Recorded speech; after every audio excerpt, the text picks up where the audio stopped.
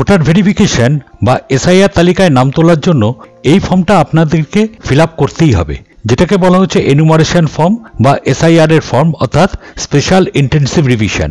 এই তালিকায় নাম তুলতে হলে এই ফর্মটা আপনাদের প্রত্যেককে ফিল আপ করতে হবে। যদি 2002 সালের ভোটার লিস্টে নাম থাকে তাহলেও কিন্তু এই ফর্মটি আপনাদের ফিল আপ করতে হবে। আর যদি ফর্মটি ফিল আপ না করেন তাহলে কিন্তু আপনার নাম ভোটার লিস্ট থেকে বাতিল হয়ে যেতে পারে, অর্থাৎ বাদ যেতে পারে। এখন এই যে ফর্মটা, এই ফর্মটা ফিল আপ নিয়ে প্রচুর মানুষের মধ্যে এখনো পর্যন্ত কিছু সমস্যা রয়েছে বা সংশয় রয়েছে যে কিভাবে ফর্মটা আমরা ফিল আপ করব। দেখুন, প্রথমেই অনেকে জানতে চাইছেন যে এই ফর্মটা অর্থাৎ এই এনুমারেশন ফর্মটা যে ফিল আপ করবো, এখানে আমরা কোন ধরনের কালি ব্যবহার করব, কালো কালি নাকি নীল কালি। আবার অনেকে জানতে চাইছেন যে এই ফর্মটা পশ্চিমবঙ্গের জন্য তো বাংলায় দেওয়া হয়েছে, তাহলে কি ফর্মটা আমরা বাংলায় ফিল আপ করবো নাকি আমরা পুরোটা ইংরাজিতে ফিল আপ করবো। আর সব থেকে বড় যে প্রশ্নটা, এই এনুমারেশন ফর্মে ধরুন 2002 সালে ভোটার লিস্টে আপনার নাম নেই, সেক্ষেত্রে আপনার বাবার নাম বা মায়ের নাম বা ঠাকুমার নাম বা ঠাকুরদার নাম আছে এই জায়গাতে, তাহলে আপনাকে ফিল আপ করতে হবে। এই যে জায়গাটা এখানটায় দেখতে পাচ্ছেন, এখানে এই জায়গাতে যদি আপনি ফিল আপ করেন, অর্থাৎ এই যে আত্মীয়ের জায়গাটা যদি আপনি ফিল আপ করেন, সেখানে আপনি যখন যার নাম দিয়ে ফিল আপ করছেন তার সঙ্গে এই যে সম্পর্কের জায়গাটা দেখতে পাচ্ছেন, তো এই সম্পর্কের জায়গায় আপনাকে কার সঙ্গে সম্পর্ক দিতে হবে, ভোটারের সঙ্গে নাকি যার নাম দিচ্ছেন তার যিনি অভিভাবক তার সঙ্গে। এই নিয়ে কিন্তু আবারও আমরা আমার এলাকার বিএলওর সঙ্গে আমি কথা বলেছিলাম, ওনার সঙ্গে দেখা করে আলোচনা করেছি যাতে ওনাকে বিষয়টা বোঝাতে পারি। উনি কিন্তু সঠিক তথ্য আমাদেরকে দিয়েছেন এবং যেটা আমাদেরকে বলেছেন ওই বিএলও স্যার, সেটা কিন্তু আমি এখন আপনাদেরকে জানাবো। আশা করি ভিডিওটা আপনাদের প্রত্যেকের ক্ষেত্রে, অর্থাৎ আপনার ক্ষেত্র এবং আপনার পরিবারের ক্ষেত্র অনেক কাজে লাগবে। তাই জন্য একটি অনুরোধ, ভিডিওটি স্কিপ না করে অবশ্যই পুরো দেখবার চেষ্টা করবেন। চ্যানেলে যদি নতুন হয়ে থাকেন তাহলে অবশ্যই চ্যানেলটিকে সাবস্ক্রাইব করবেন, আর ভিডিওটি ভালো লাগলে অবশ্যই ভিডিওতে একটা লাইক আর কমেন্ট করে দেবেন। তাহলে চলুন শুরু করি। তো এখানে আপনারা দেখতে পাচ্ছেন এই যে ফর্মটি আমি এখানটা অলরেডি ফিল আপ করে একটি রেখে দিয়েছি একটা ডেমো হিসাবে। তো এখানে আপনাদের যেটি প্রথমে দেখাচ্ছি, এই যে জায়গাটি, এই জায়গাটি এবং এই জায়গাটি, এই জায়গা দুটি কিন্তু অলরেডি ফিল আপ করা থাকবে অ্যাজ পার 2025 সালের ভোটার লিস্ট হিসাবে। এখানে আপনার নাম, এপিক নাম্বার ইত্যাদি ইত্যাদি, এখানে ক্রমিক সংখ্যা, কোন অংশ পার্ট নাম্বার ইত্যাদি ইত্যাদি, এগুলোতে কিন্তু আমাদের হাত দেওয়ার কোনো রকম দরকার নেই। এখানে একটি কিউআর কোড থাকবে, এই নিয়ে আমাদের কোনো চিন্তা করবার দরকার নেই। এখানে আপনার বর্তমান যে ফটো, সেই ফটো এখানে অলরেডি একটি ছাপানো থাকবে। আমাদের এখানে যেটা করতে হবে সেটা একমাত্র এই জায়গাতে আমাদের একটি রঙিন ফটো লাগাতে হবে, রঙিন ফটো, একটা কালার ফটো লাগাতে হবে, কিন্তু যার ব্যাকগ্রাউন্ডটা হোয়াইট হতে হবে বা হালকা কোনো একটি কালার থাকতে হবে ব্যাকগ্রাউন্ডে। আমাদের এখানে একটি সম্প্রতি অর্থাৎ বর্তমান একটি ফটো আমাদের লাগাতে হবে। এখানে অলরেডি একটি ফটো থাকবে অ্যাজ পার 2025 সালের ভোটার লিস্ট হিসাবে, এখানে আমাদের সম্প্রতি একটি ফটো লাগাতে হবে, কালার ফটো। এইবার তারপর যেটি আসছে এখানে প্রথমে, এখানে আসছে দেখুন জন্ম তারিখ। জন্ম তারিখ ঠিক যেভাবে আছে, আগে তারিখ, তারপরে মাস, তারপরে বছর। আমরা দেখুন এখানে একইভাবে লিখেছি, আগে তারিখ লিখেছি, তারপরে মাস লিখেছি, তারপরে বছর লিখেছি। এবার অনেকে একটা প্রশ্ন করছেন যে অনেকের হয়তো পুরানো ভোটার আইডি কার্ড রয়েছে, যে ভোটার আইডি কার্ডে এই যে এখানে তারিখের জায়গায় এখানটায় দুটো এরকম XX লেখা আছে, আবার মাসের জায়গাতেও দুটো XX লেখা আছে, কিন্তু খালি সালটা দেওয়া আছে।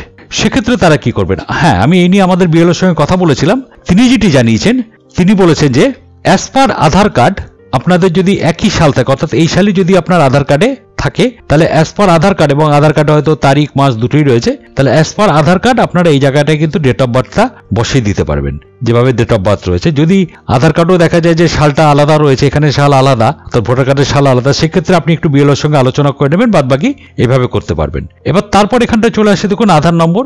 এটা কিন্তু ঐচ্ছিক, অর্থাৎ আপনি ইচ্ছে হলে দিতে পারেন, ইচ্ছে হলে নাও দিতে পারেন। এবার একটা কথা, অনেকেই প্রশ্ন করছেন যে আমরা এটাতে যে ফর্মটা ফিল আপ করবো সেটা আমরা কোন কালিতে ফিল আপ করবো, কালো কালিতে নাকি নীল কালিতে? এই যে আমরা যে ফর্মটা ফিল আপ করছি সেটা কালো কালিতে করব নাকি নীল কালিতে করব? আপনি যে কোনো কালিতে করতে পারেন, কালো কালিতেও করতে পারেন বা নীল কালিতেও করতে পারেন। যে কালিতেই করবেন সম্পূর্ণটা সেই কালি দিয়েই করবেন। কালো দিয়ে করলে কালো দিয়ে করবেন, নীল দিয়ে করলে নীল দিয়ে করবেন। আরেকটা প্রশ্ন যেটা হলো যে এটা তো পশ্চিমবঙ্গের ক্ষেত্রে ফর্ম, এই ফর্মে যেহেতু দেখুন এখানে যেগুলি সব লেখা আছে এগুলি সব বাংলাতে লেখা আছে, আপনারা দেখতে পাচ্ছেন এখানে বাংলাতে লেখা আছে, তাহলে আমরা কি ফর্মটা বাংলায় ফিল আপ করবো না ইংলিশে ফিল আপ করবো? দেখুন এখানে আমাদের একটা জিনিস দেখিয়ে দিচ্ছি। এই যে এখানটা লেখা রয়েছে দেখুন, ভালো করে নজর করে দেখবেন, উত্তর 24 পরগনা, এখানে দেখুন উত্তরটা বাংলায় লেখা, পরগনাটা বাংলাতে লেখা, কিন্তু 24টা দেখুন ইংলিশে লেখা আছে। দেখুন এখানে 24টা ইংলিশে লেখা আছে। অর্থাৎ যদি নামঠামের ক্ষেত্রে হয়, নাম্বারের ক্ষেত্রে হয়, সেক্ষেত্রে আপনারা এগুলো ইংলিশে লিখতে পারেন। যেরকম আমি এগুলো দেখুন সব ইংলিশে লিখেছি, এখানে আমি সব লিখেছি, এগুলো সব ইংলিশে লিখেছি। নাম্বারগুলো আপনারা ইংলিশে লিখতে পারবেন, যেটা Aadhaar number, mobile number, voter ID card number. আর নামের ক্ষেত্রে যেটা আমি সাজেস্ট করবো, যেহেতু ফর্মটা বাংলাতে এসছে, সেই জন্য যতদূর সম্ভব আপনারা এটা পারলে বাংলাতে ফিল আপ করবেন। আর কিন্তু আপনারা যদি ইংলিশে ফিল আপ করেন, তাহলে অবশ্যই মনে রাখবেন ইংলিশে যাই লিখবেন সব কিন্তু ক্যাপিটাল লেটারে লিখবেন, অর্থাৎ সব বড় হাতের অক্ষরে লিখবেন। কিন্তু আমি যেটা সাজেস্ট করবো সেটা হলো, যেহেতু এটা বাংলাতে আছে তাই জন্য আপনি বাংলাতে লেখাটাই শ্রেয়, খালি নাম্বারগুলোর ক্ষেত্রে, কারণ এগুলো বাংলাতে লিখলে যে করবে তার ক্ষেত্রে বুঝতে অসুবিধা হবে, সেই জন্য নাম্বারগুলো আপনারা ইংলিশে লিখবেন, বাদ বাকিগুলো আপনারা বাংলাতে ফিল আপ করতে পারেন। তাহলে এই অবধি আমরা গেছিলাম আপ টু আধার নাম্বার অবধি। এবার আমরা চলে আসি এখান থেকে মোবাইল নাম্বার। এখানে আপনি একটা মোবাইল নাম্বার দিয়ে দেবেন। দেখুন এখানে আমি একটা মোবাইল নাম্বার দিয়েছি। এবার আপনার মোবাইল নাম্বার যদি ভোটার কার্ডের সঙ্গে লিঙ্ক থাকে, কোনো অসুবিধা নেই, আপনি সেই মোবাইল নাম্বারও দিয়ে দিতে পারেন। বা আপনার পরিবারে হয়তো 5 জন সদস্য রয়েছে, কিন্তু আপনার কাছে হয়তো একটি মোবাইল নাম্বার রয়েছে, হ্যাঁ আপনি একটা মোবাইল নাম্বারই সবকটা ফর্মের মধ্যে দিয়ে দিতে পারবেন, কোনো অসুবিধা নেই। কিন্তু যে মোবাইল নাম্বারটা দেবেন সেটা কিন্তু একটা চালু মোবাইল নাম্বার থাকা প্রয়োজন। এইবার চলে আসলাম তারপরে এইবার একটি গুরুত্বপূর্ণ জায়গা, এই যে এখানটায় দেখুন লেখা আছে পিতা বা অভিভাবকের নাম। এখানে যত সম্ভব পারবেন এখানে পিতার নাম দেবেন। দেখুন আমি এখানে একটা ফর্ম ফিল আপ করছি, ফর্মটি একজন বিবাহিত মহিলার ক্ষেত্রে হতে পারে বা অবিবাহিত মহিলার ক্ষেত্রে হতে পারে। এখানে বিবাহিত মহিলা, তার ধরুন 2002 সালে ভোটার লিস্টের নাম আছে, সেই অনুযায়ী সে এখানে তার পিতার নাম দেবে। দেখুন এখানটায় পিতার নামটা দিয়ে দিতে হবে, এখানে তার পিতার নামটা দিয়ে দিতে হবে। এবার আমি এখানে বিএলও সাহেবের সঙ্গে কথা বলেছিলাম, তাকে জিজ্ঞেস করেছিলাম যে এখানে যদি তার স্বামীর নাম দেওয়া হয় তাহলে কি কোনো অসুবিধা আছে? তখন তিনি আমাকে একটা কথা বলেছিলেন, দেখুন এখানে তো তার স্বামীর নাম একটা দেওয়ার জায়গা আছে, এই যে দেখুন এখানে একটা স্বামীর নাম দেওয়ার জায়গা আছে, এই জায়গাতে স্বামীর নাম দিয়ে দিতে পারবে। তাহলে আবার এই জায়গাতে স্বামীর নাম দেবে কেন? তার জন্য এখানটায় তার পিতার নাম দিলে তাহলে তার পিতার সঙ্গে রিলেশনটা বার করতে সুবিধা হবে, তাই জন্য এখানটায় পিতার নাম দেওয়াটাই শ্রেয়, যদি সে বিবাহিত মহিলা হয়ে থাকে। আর অবিবাহিত হলে তো সেখানে সে পিতার নাম দিচ্ছে, বা এখানটা আপনার আইনত কোনো যদি অভিভাবক থাকে পিতা বাদে, তো সেটা আপনারা দিয়ে দিতে পারেন। আর এখানটা আপনারা দিয়ে দেবেন পিতার এপিক কার্ড নাম্বার, অর্থাৎ বাবার যদি বা যার অভিভাবকের নাম দিচ্ছে তার যদি ভোটার আইডি কার্ড নাম্বার থাকে অ্যাজ পার 2025 সাল হিসাবে, তখন এটা দিয়ে দেবেন। এবার মনে করা যায় কি হয়তো মারা গেছে 2010 সালে, তার ভোটার আইডি কার্ড নেই, কিন্তু আমি চিন্তা করলাম তার 2010 সালের যে এপিক নাম্বার সেটা আমি এখানটায় বসিয়ে দেবো, না সেটা কিন্তু করবেন না, কারণ এখানটা লেখাই রয়েছে দেখুন যদি থাকে, তাহলে অবশ্যই এখানে বর্তমান সে যদি জীবিত থাকেন তাহলে তার এপিক নাম্বার যদি থাকে সেই এপিক নাম্বারটি এখানটায় দিয়ে দেবেন। এখানে যথারীতি এখানটা আপনাদের দিয়ে দিতে হবে মায়ের নাম, এখানে মায়ের নামটা দিয়ে দেবেন। এখানে একই পন্থায় মায়ের এপিক নাম্বার যদি থাকে, আর এখানে যদি কোনো স্ত্রী ফিল আপ করে তাহলে এখানে তার স্বামীর নাম দেবে, স্বামী ফিল আপ করলে স্ত্রীর নাম দেবে, একই পন্থায় এখানে তার এপিক নাম্বার দিয়ে দেবে। এবার যা ফিল আপ করবেন সেটা কিন্তু এই সাইডটায় ফিল আপ করবেন, এই সাইডটা, এদিকটায় কিন্তু এই জায়গাটায় কিন্তু কখনো ফিল আপ করবেন না, যা ফিল আপ করবেন সম্পূর্ণ এই দিকটাতে ফিল আপ করবেন। তাহলে এই অবধি আশা করি আপনাদের বোঝাতে পেরেছি। সবসময় মনে রাখবেন এই জায়গাতে যা ফিল আপ করবেন সেটা কিন্তু 2025 সালের ভোটার লিস্ট অনুযায়ী এখানটায় যা ফিল আপ করার সেটা করবেন। পুরানো ভোটার লিস্ট 2002 ভোটার লিস্ট অনুযায়ী কিন্তু এখানে ফিল আপ করার চেষ্টা করবেন না। এবার দেখুন এই যে এখানে আমি যারটা দেখাচ্ছি তার এখানে দেখুন 1977 সালে জন্ম, 1977 সালে জন্ম মানে তার 2002 সালের ভোটার লিস্টে নাম আছে। তখন তাকে কিন্তু ফিল আপ করতে হবে নিচের যে অংশটি আছে, এগুলো খুব গুরুত্বপূর্ণ জায়গা, এই বাঁ দিকের অংশটি। কখনোই কিন্তু এই ডান দিকের অংশটি তার ফিল আপ করবার দরকার নেই, সে ফিল আপ করবে এই বাঁ দিকের অংশটি। এবার বাঁ দিকের অংশটি এখানে কি বলা হয়েছে? এখানে বলা হয়েছে দেখুন যে সর্বশেষ এসআইআর এ নির্বাচকের তালিকায় থাকা নির্বাচকের বিবরণ। এবার সেটা সে যদি বাইরে থাকতো, পশ্চিমবঙ্গে ছাড়া অন্য যেসব রাজ্যে হচ্ছে এসআইআর, সেখানকার যদি সে থাকতো 2002 সালে হয়তো সেখানে থাকতো, সেই অনুযায়ী কিন্তু সেইখানটায় ফিল আপ করতে পারবে। আর পশ্চিমবঙ্গে যদি থাকতো তাহলে তো কোনো ব্যাপারই নেই, পশ্চিমবঙ্গে 2002 সালে ভোটার লিস্টের নাম আছে। এবার এখানে প্রথমে এখানে যেটা দেখাচ্ছে সেটা হলো এখানে নির্বাচকের নাম। নির্বাচকের নাম এখানে যার নামে ফর্মটি এসে, সে তো 2002 সালে অলরেডি ভোটার ছিল, তাহলে তার নাম অনুযায়ী তার নামটি এখানটায় লিখতে হবে। এইবার এখানে একটা ব্যাপার রয়েছে, এখানে ঠিক যেরকম 2002 সালে ভোটার লিস্টে আছে আপনাকে কিন্তু ঠিক সেরকম ফিল আপ করতে হবে। নাম যদি ভুল থাকে, ধরুন এখানে আছে দেখুন মালতী দাস, হয়তো ওখানে আছে মাধবী দাস, তাহলে আপনাকে কিন্তু তাই লিখতে হবে, 2002 সালে যা ছিল সেটাই লিখতে হবে। ভুল থাকলে ভুলটাই লিখতে হবে, সেটা আপনার দোষ নয়, ভুল যেটা ছিল সেটাই আপনাকে এখানে লিখতে হবে, নাহলে ওটাকে ম্যাপিং করে বা ম্যাচিং করতে পারবে না। এবার একই পন্থা এখানে এপিক নাম্বার 2002 সালে এপিক নাম্বার যদি থাকে, আমরা যদি এখানে একটি 2002 সালের ভোটার লিস্ট এখানে যদি আমরা ওপেন করি, দেখুন এখানে দেখাচ্ছে, তাহলে এখানে যে এপিক নাম্বার যেটি বলা হচ্ছে এখানে এই যে সচিত্র পরিচয়পত্র নাম্বার বা এপিক নাম্বার, সেখানে এখানে দেখুন সচিত্র পরিচয়পত্র নাম্বার আছে। এই জায়গাতে আপনি সচিত্র পরিচয়পত্র নাম্বারগুলি পেয়ে যাবেন। এবার অনেকের পাশে দেখবেন এখানে সাদা রয়েছে, তাহলে এখানে পরিষ্কার লেখা আছে যদি থাকে তাহলেই লিখবেন, নতুবা লেখার কোনো দরকার নেই। এইবার এখানে আত্মীয়ের নাম, আত্মীয়ের নাম এখানে হিসাবে যদি 2002 সালে হয়তো সে বিবাহিত, তার বিয়ে হয়ে গেছে, তাহলে এখানে আত্মীয়র নাম হিসাবে সে তার হাজবেন্ডের নাম লিখবে। এবার কোথায় সেটা পাবে?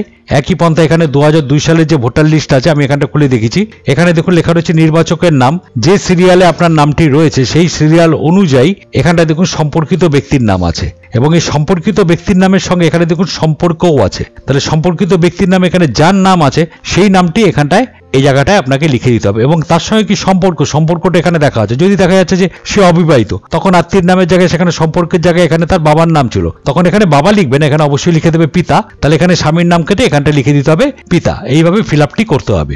তারপর এখানটা আসে জেলা, উত্তর 24 পরগনা যেরকম এখানটায় দিয়েছি আমি, এখানে বা সে যে জেলাতে থাকতো সেই জেলার নাম, এখানে রাজ্যের নাম তো সবার ক্ষেত্রে পশ্চিমবঙ্গ, এখানে বিধানসভা ক্ষেত্রের নাম, এখানে বিধানসভা ক্ষেত্রের নাম্বার কোথায় পাবেন? এখানে দেখুন বিধানসভা ক্ষেত্রের নাম ও নাম্বার দেওয়া রয়েছে, এখানে অংশ নাম্বার দেখতে পাচ্ছেন, এখানে দেখুন অংশ নাম্বার দেওয়া রয়েছে, আর এখানে ক্রমিক সংখ্যা নাম্বার, এখানে দেখুন এই যেগুলো আছে এখানে এগুলো হলো ক্রমিক সংখ্যা, এই অনুযায়ী এখানে ক্রমিক সংখ্যা নাম্বারটি দিয়ে দিতে হবে। তাহলে 2002 সালে যে ভোটার সে কিন্তু এই বাঁদিকের অংশটি ফিল আপ করবে, সে কিন্তু কখনোই এই ডান দিকের অংশটি ফিল আপ করবে না। এবং সর্বশেষে তাকে কি করতে হবে? একদম নিচে এখানটায় তার একটি স্বাক্ষর করে দিতে হবে। যদি সে উপস্থিত থাকে তাহলে সে স্বাক্ষর করে দেবে, আর যদি সে স্বাক্ষর করতে না পারে তাহলে বাঁ হাতের বুড়ো আঙুলের ছাপ দিয়ে দেবে। আর তার জায়গায় যদি অন্য কেউ ফর্ম ফিল আপ করে তাহলে সেখানে যে ফর্ম ফিল আপ করে দিয়েছে সে তার নাম লিখে দেবে, এবং এই মহিলার সঙ্গে তার কি সম্পর্ক সেই সম্পর্কটা এখানে ব্র্যাকেটে লিখে দেবে এবং তারিখটি দিয়ে দেবে, আর এখানটায় বিএলও সই করে দেবে। এটা তো গেল 2002 সালে যাদের নাম আছে তারা কিভাবে ফর্মটি ফিল আপ করবেন। খুব বুঝে করবেন, কোনো রকম তাড়াহুড়ো করবার দরকার নেই, এবং মনে রাখবেন ফর্মটাই জানি কোনো রকম আপনাদের কাটাকুটি না হয়, পুরো পরিষ্কারভাবে শান্ত মনে আস্তে আস্তে আগে একটা জেরক্স করে নেবেন ফর্মগুলো, জেরক্স আগে ফিল আপ করে নেবেন, ফিল আপ করে নেওয়ার পর তারপরে সেই জেরক্সটি দেখে তারপরে অরিজিনালটাতে ফিল আপ করবেন।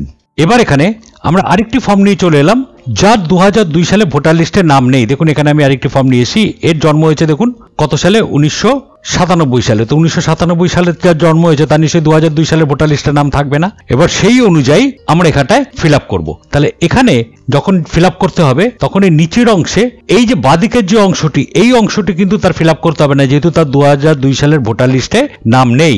এই জায়গাটা কিন্তু তার ফিল আপ করবার কোনো দরকার নেই। এখানে পরিষ্কার লেখা রয়েছে দেখুন, এখানে আত্মীয়ের বিবরণ যার নাম পূর্ববর্তী কলমের সর্বশেষ এসআইআর এ দেওয়া রয়েছে, অর্থাৎ যার নাম অনুযায়ী আপনি 2002 সালে আপনার যার নাম দেওয়া রয়েছে, যার উপর ভিত্তি করে আপনি এসআইআর করতে চাইছেন, তার বিবরণটি কিন্তু এখানটায় দিতে হবে।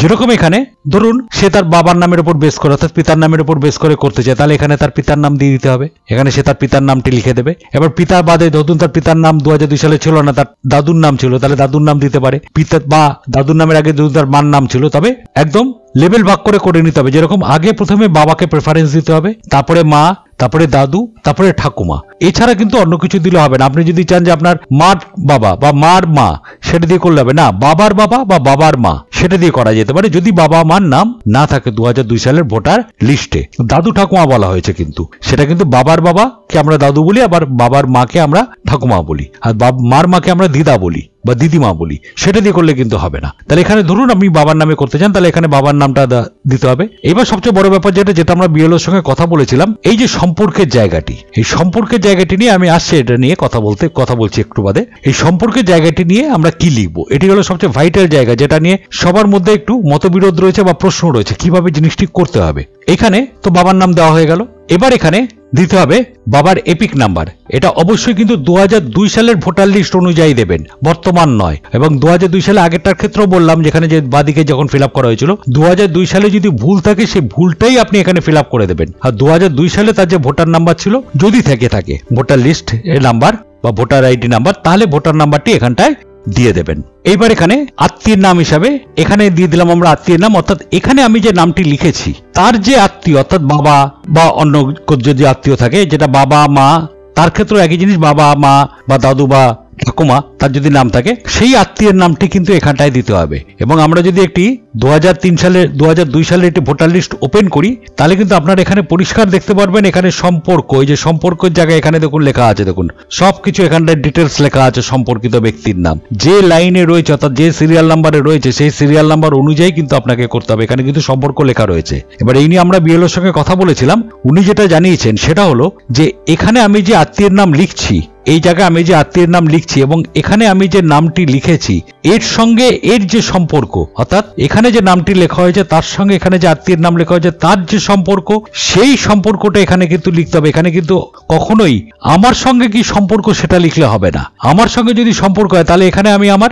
দাদুর নাম লিখছি, এটা হলো আমার দাদুর নাম, তাহলে আমি তো এখানে আমার দাদু লিখতে পারবো না এখানটায়, তাই জন্য আমার সঙ্গে সম্পর্ক লিখলে হবে না। যেহেতু উনি যেটা বললেন সেটা হলো আমরা এখানে 2002 সালের ভোটার লিস্ট অনুযায়ী ফিল আপ করছি, তাহলে 2002 সালের অনুযায়ী এখানটায় লিখতে হবে। 2002 সালে এখানে যেটা আছে, অর্থাৎ এখানে যে নামটি লেখা আছে তার সঙ্গে এখানে যেটা সম্পর্ক, অর্থাৎ এনার যে সম্পর্ক সেইটা লিখতে হবে। এটা কিন্তু আমার সঙ্গে কখনোই কি সম্পর্ক সেইটা লিখলে হবে না, যেহেতু 2002 সালের ভোটার লিস্ট অনুযায়ী দেখিয়ে দিলাম একটু আগে, এইভাবে জিনিসটি করতে হবে। এটা কিন্তু খুব মাথায় রেখে কাজটি করতে হবে। এই জায়গাটাই সবচেয়ে বিতর্কিত বিষয়, এই জায়গাটা নিয়ে সবাই খুব দ্বন্দ্বে পড়ে গেছে কি করতে হবে। তাহলে বুঝতে পারলেন কিভাবে ব্যাপারটি করতে হবে, আশা করি আমি বোঝাতে পারলাম ব্যাপারটি। আর এখানটা আগের মতনই আপনারা জেলা লিখে দেবেন, উত্তর 24 পরগনা বা আপনাদের যেটা জেলা, এখানে রাজ্যের নাম, বিধানসভা ক্ষেত্রের নাম, পুরানো মতো এখানে বিধানসভা ক্ষেত্রের নাম্বার, অংশ নাম্বার সব 2002 সালের ভোটার লিস্টে পেয়ে যাবেন, এখানে ক্রমিক নাম্বার। এইভাবে এই সাইডটা আপনারা ফিল আপ করে দেবেন। তাহলে সম্পর্কের ব্যাপারটি আপনাদের পরিষ্কার হয়ে গেল। এর সঙ্গে এর যে সম্পর্ক, অর্থাৎ এটা তো আপনার বাবা বা আপনার পিতা, তার সঙ্গে এর যে সম্পর্ক, অর্থাৎ এখানে যে আত্মীয়ের নাম লিখেছি, অর্থাৎ ওনার পিতা উনি, তার সঙ্গে যে সম্পর্ক সেইটা লিখবেন। এটাই কিন্তু বিএলও আমাদের বলেছে, আমি সেইভাবেই আপনাদেরকে জানিয়ে দিলাম। এরপরেও আপনাদের যদি কোনো সন্দেহ থেকে থাকে তাহলে আপনাদের এলাকার যে বিএলও আছেন তার সঙ্গে আপনারা একবার কথা বলে নিতে পারেন। এবার চলে আসি এই নিচের জায়গাতে, এখানটায় তো আগেও দেখালাম, এখানটা আপনার সই করে দিতে হবে। এখানে দেখুন যেরকম যে নির্বাচক, আমি এখানে সে হয়তো বাড়িতে নেই, আমি এখানটা লিখে দিয়েছি, সেখানে আরেকজন সই করেছে এবং সে ব্র্যাকেটে লিখে দিয়েছে সে তার কি হয় সেটা এখানটা লিখে দিয়েছে। দেখুন ব্র্যাকেটে লেখা আছে তার সঙ্গে এর কি সম্পর্ক, অর্থাৎ উনি কি হন, যার নামে এই ফর্মটি এসে তার কি হন সেটা লিখে দিয়েছে এবং এখানটায় তারিখটি লিখে দিয়েছে। লিখে এখানটায় আপনাকে যখন দুটো ফর্ম থাকবে, একটা বিএলও নিয়ে যাবে, আরেকটা জায়গায় বিএলও স্বাক্ষর করে আপনাকে দিয়ে যাবে। এটা হলো আপনার কাছে রিসিভ কপি, এই কপিটি আপনাদের কাছে রেখে দেবেন। তাহলে আশা করি আপনাদের জিনিসটি আমরা ঠিক মতন ভাবে বোঝাতে পেরেছি। এবার যদি ভিডিওটি ভালো লাগে তাহলে অবশ্যই ভিডিওতে একটা লাইক আর কমেন্ট করে দেবেন। আর চ্যানেলে যদি নতুন হয়ে থাকেন তাহলে অবশ্যই চ্যানেলটিকে সাবস্ক্রাইব করে দেবেন। আর যদি আপনাদের মনে কোনো প্রশ্ন থাকে তাহলে অবশ্যই কমেন্ট করে আমাকে সেই প্রশ্নটি জিজ্ঞাসা করে নিতে পারেন, বা আপনি আপনাদের বিএলওর সঙ্গেও কথা বলে নিতে পারবেন। কারণ এখানে ওপরে আপনি দেখতে পারবেন এখানে আপনাদের বিএলওর নাম এবং বিএলওর ফোন নাম্বার প্রত্যেক ফর্মেই এরকম দেওয়া আছে।